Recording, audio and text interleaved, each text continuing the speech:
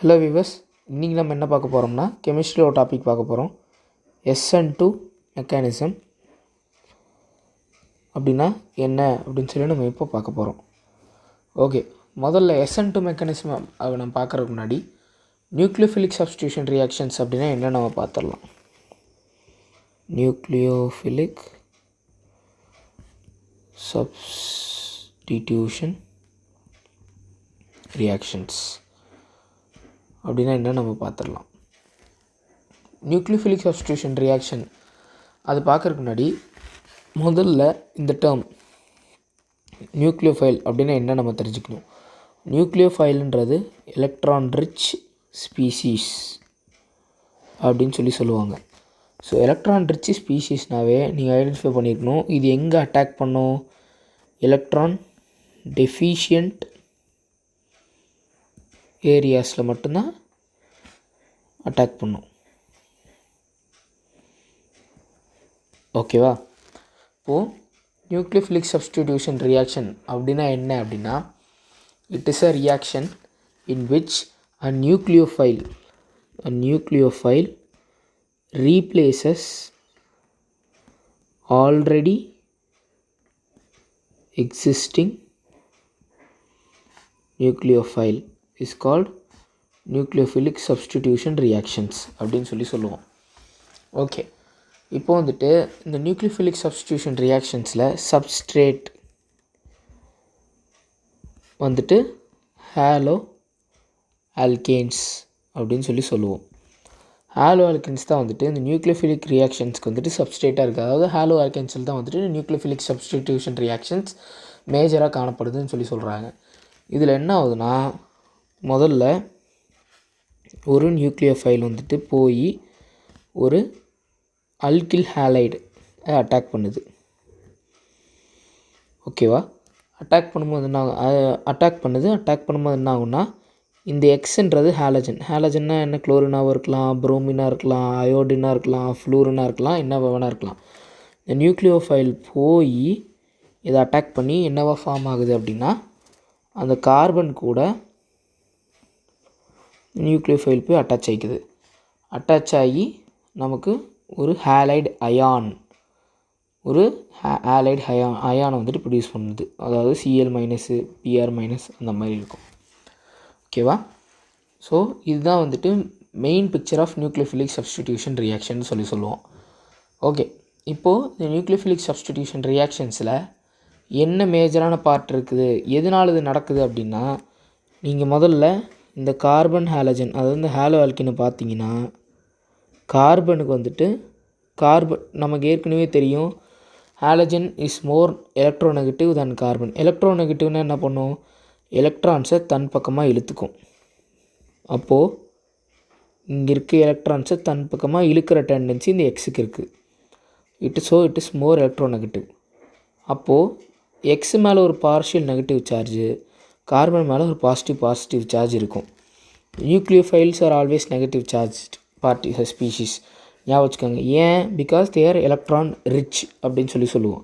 இப்போ என்ன ஆகுது, இந்த நியூக்ளியோஃபைல் வந்துட்டு போய் இந்த லெஸ்ஸர் ஸ்டேபிளாக இருக்கிற இந்த ஹாலஜன் ஆட்டம் அட்டாக் பண்ணும்போது, இந்த ஹாலஜன் ஆட்டம் வந்துட்டு ஹாலஜன் அயானாக வெளியே போயிடும். இந்த 2 எலக்ட்ரான்ஸை எடுத்துக்கிட்டு அது ஹாலஜன் அயான்ஸாக வெளியே போயிடும். இந்த நியூக்ளியோஃபைல்கிட்ட எலக்ட்ரான்ஸ் இருக்குல்ல, ஸோ அது வந்து திரும்ப இங்கே இருக்கு பாருங்கள், இது வந்துட்டு திரும்ப இந்த கார்பன் கூட பாண்ட் ஃபார்ம் ஆகி ஒரு தனி காம்பவுண்டாக ஃபார்ம் ஆயிரும். ஸோ இதுதான் நியூக்ளியோஃபிலிக் சப்ஸ்டிடியூஷன் ரியாக்ஷன்ஸ். நம்ம SN2க்கு போகிறதுக்கு முன்னாடி ஆம்பிடென்ட் நியூக்ளியோஃபைல்ஸ் அப்படின்னு என்னென்னு பார்க்க போகிறோம். ஆம்பிடென்ட்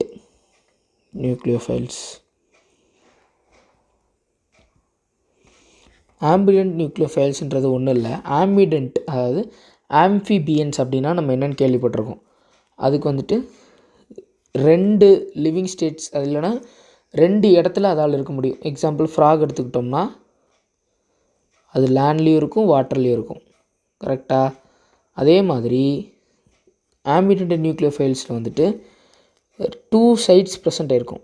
அந்த 2 சைட்ஸில் எனி ஒன் சைட்டில் நியூக்ளியோஃபைல் அதான் எனி ஒன் சைட்டில் வந்துட்டு பாண்டிங் நடக்கும். Bonding or attack happens. So என்சிஆர்டியில் வந்துட்டு 2 எக்ஸாம்பிள் கொடுத்துருக்காங்க. ஒன்று வந்துட்டு சைனைட் குரூப். ஸோ இப்படி இருந்தால் கார்பன் மேலே நெகட்டிவ் சார்ஜ் இருக்கும். Because carbon is more electronegative. இந்த கேஸில் ஏன்னா எலக்ட்ரான் ஷேரிங் இருக்குது. அப்போது நீ இதில் வந்துட்டு இப்படி ஒரு சைனைடு இப்படியும் எக்ஸிஸ்ட் ஆகும். இல்லைனா இந்த லோன் பேர் கார்பன் எடுத்துக்கிட்டு நைட்ரஜன் மேலே நெகட்டிவ் சார்ஜ் இருக்கலாம். ஸோ இப்படியும் இருக்கும் கார்பன். இப்போ என்ன ஆகும்னா நியூக்ளியோஃபைல் கார்பனில் வந்து அட்டாக் ஆச்சு அப்படின்னா அது வந்துட்டு என்னவா ஃபார்ம் ஆகும்னா அல்கில் சைனைட்ஸாக ஃபார்ம் ஆகும். இதுவே நைட்ரஜனில் வந்து நியூக்ளியோஃபைல் அட்டாச் ஆச்சுன்னா ஐசோ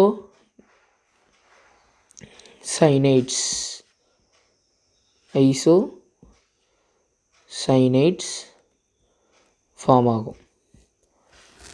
ஸோ ஃபஸ்ட் எக்ஸாம்பிள் வந்துட்டு சைனைட்ஸ். இதுவே நம்ம நைட்ரைட் அயான் எடுத்துக்கலாம். NO2 தான் நம்ம வந்துட்டு நைட்ரைட்ஸ்னு சொல்லுவோம். நைட்ரைட்ஸ் வந்துட்டு எப்படி எழுதலாம்னா இந்த மாதிரி எழுதலாம். ஸோ நைட்ரஜன் மேலே ஒரு லோன் பேர் இருக்கும், ஆக்சிஜன் கிட்ட வந்துட்டு பார்ஷியல் நெகட்டிவ் சார்ஜ் இருக்குது. ஓகே, இந்த மாதிரி இதுதான் வந்துட்டு நைட்ரைட் அயான். இந்த நைட்ரைட் அயானில் ஓல நியூக்ளியோஃபைல் அட்டாக் ஆச்சுன்னா இட் ஃபார்ம்ஸ் அல்கில் நைட்ரைட்ஸ். இதுவே Nல் நியூக்ளியோஃபைல் அட்டாக் ஆச்சு அப்படின்னா இட் ஃபார்ம்ஸ் நைட்ரோ ஆல்கேன்ஸ். ஓகேவா? இப்போது 2வது எக்ஸாம்பிள் என்ன எடுத்துக்கிறோம்னா நைட்ரைல்ஸ். ஓகே, இப்போ நம்ம என்ன பண்ணுவோம், SN2 மெக்கானிசம்க்கு வருவோம்.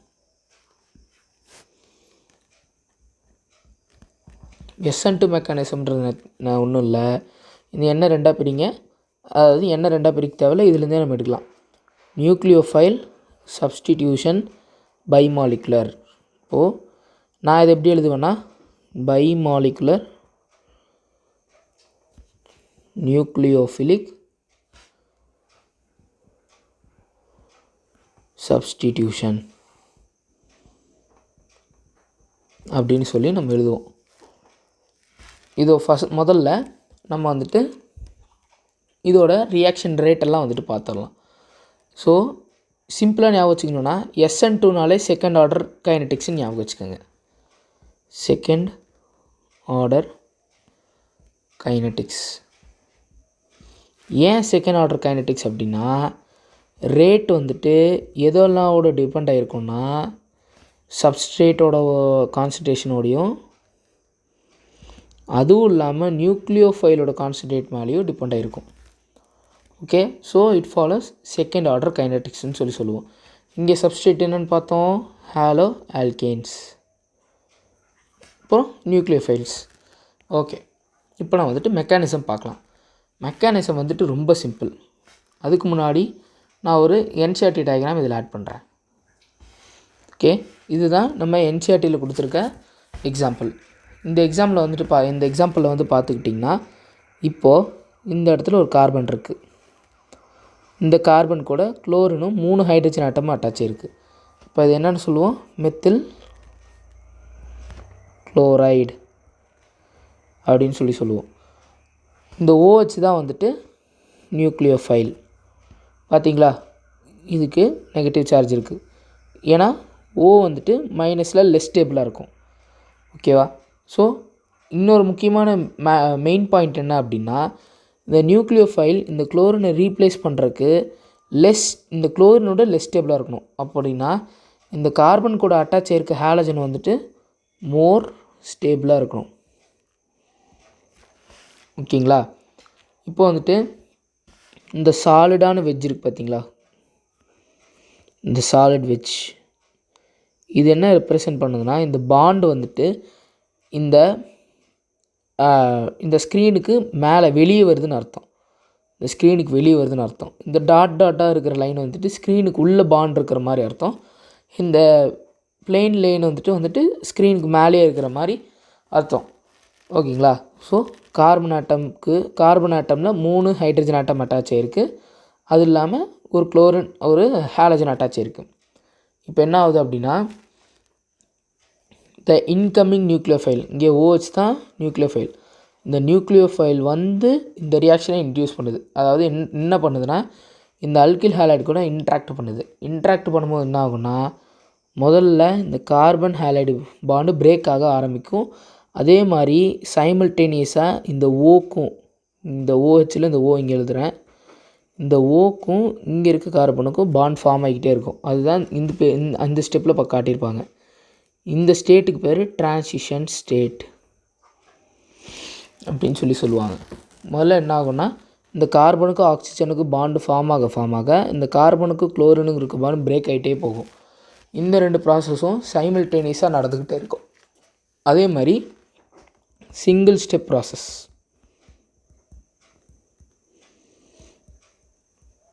சிங்கிள் ஸ்டெப் ப்ராசஸ்னாவே நம்ம ஈஸியாக சொல்லிடலாம். No intermediate is formed.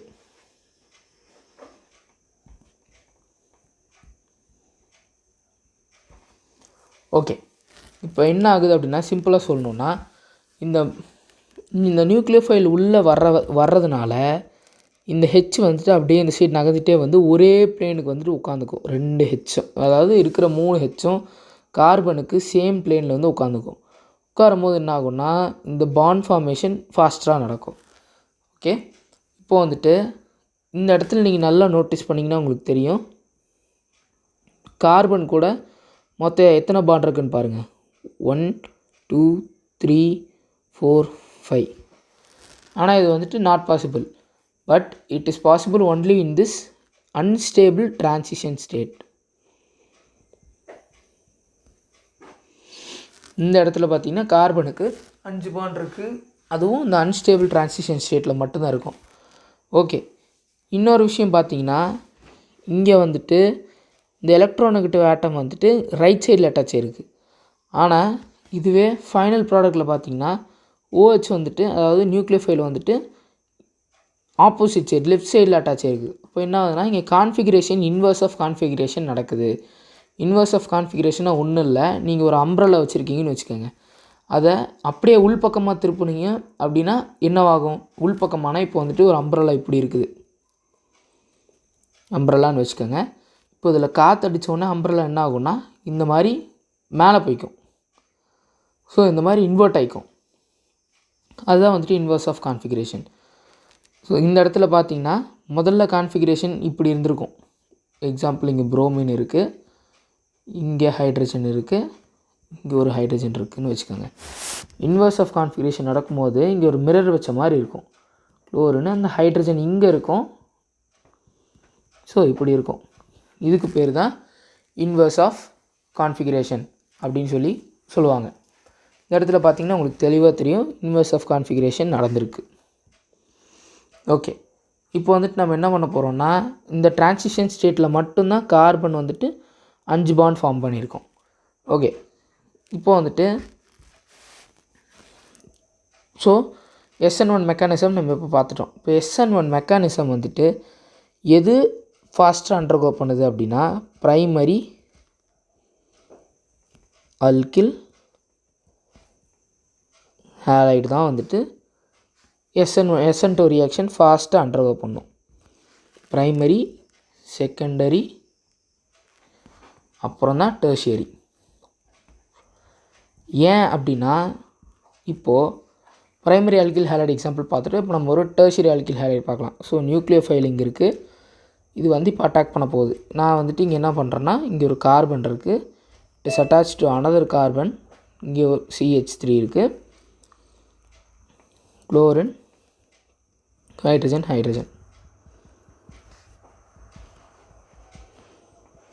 இங்கே நியூக்ளியோஃபைல் அட்டாக் ஆகிறது ரொம்ப கஷ்டம். ஏன்னா இங்கே ஒரு பல்கி குரூப் இருக்குது, ஒரு மித்தைல் குரூப்பே இங்கே ப்ரெசென்ட் ஆகிருக்கு. இப்போ இங்கே என்னாகும் ஸ்டெரிக் ஹிண்டரன்ஸ் நடக்கும். இதுவே நான் ஒரு டெர்ஷியரி அல்கில் ஹாலைடு எடுத்துக்கிறேன். என்ன ஆகுனா இங்கே ஒரு கார்பன், இங்கே ஒரு கார்பன், இங்கே ஒரு கார்பன் இருக்குது. இந்த கார்பன் கூட குளோரின், இங்கே கூட 3 ஹைட்ரஜன், இங்கே 3 ஹைட்ரஜன், இங்கே 1 2 3, இங்கே ஒரு ஹைட்ரஜன்.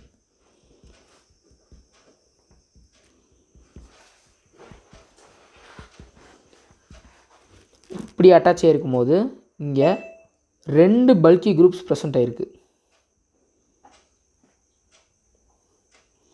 இப்போ என்னாகும், லார்ஜர் ஹிண்ட்ரன்ஸ் நடக்கும். அப்போ என்னாகும், இந்த நியூக்ளியோஃபைலால் ஈஸியாக வந்துட்டு இங்கே பாண்ட் ஃபார்மேஷன் பண்ண முடியாது. இந்த இடத்துலையும் அதே தான் பிரச்சனை. ஆனால் இதே இந்த இடத்துல வந்துட்டு பார்த்துக்கிட்டிங்கன்னா பல்கி குரூப்ஸ் எதுவுமே ப்ரெசென்ட் ஆகலை. இங்கே இருக்கிறது ஃபுல்லாமே லீஸ்ட் குரூப்ஸான ஹைட்ரஜன் குரூப்ஸ் தான் ப்ரெசென்ட் இருக்குது. ஸோ இங்கே ஈஸியாக OH வந்து அட்டாச் ஆகிக்கும். அவ்வளோதான் SN2 மெக்கானிசம். நெக்ஸ்ட் வீடியோவில் நம்ம SN1 மெக்கானிசம் பற்றி பார்க்கலாம். தேங்க்யூ.